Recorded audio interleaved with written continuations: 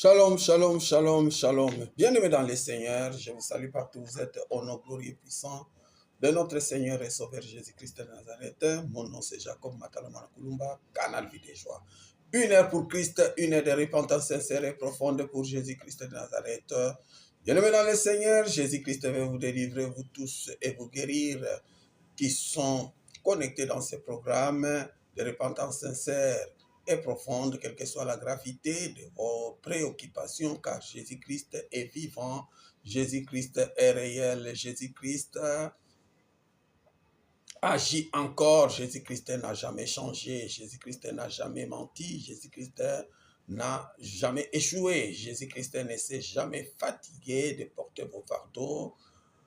Croyez, persévérez, endirez dans la repentance sincère et profonde. Vous verrez coûte que coûte la gloire de Dieu. Pour cette raison d'ailleurs, voici trois principes de Jésus-Christ de la repentance sincère et profonde du canal Vie de Joie. Premier principe, l'homme doit marcher selon la volonté et la crainte de Dieu. Deuxième principe, l'homme doit devenir l'image de Jésus-Christ par la vie de sanctification sans laquelle personne ne verra Dieu.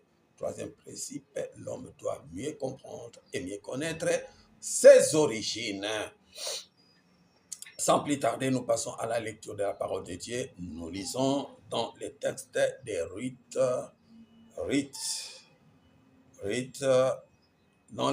Nous lisons dans l'Ancien Testament. Dans l'Ancien Testament, le livre de Ruth. Ruth, chapitre 1, du 1er au 5e verset. Nous lisons dans l'Ancien Testament le livre de Ruth, chapitre 1, du 1er au 5e verset. Ruth 1, 1 à 5. Nous lisons pour la gloire du nom de Jésus-Christ de Nazareth. Du temps de Jugé, il y a eu une famine dans le pays. Un homme de Bethléem de Juda partit avec sa femme et ses deux fils pour faire un séjour dans le pays de Moab.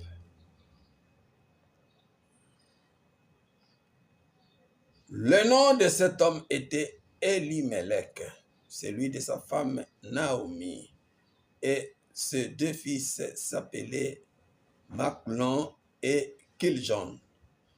Ils étaient Ephrasiens de Bethléem de Juda. Arrivés au pays de Moab, ils y fixèrent leur demeure. Elimelech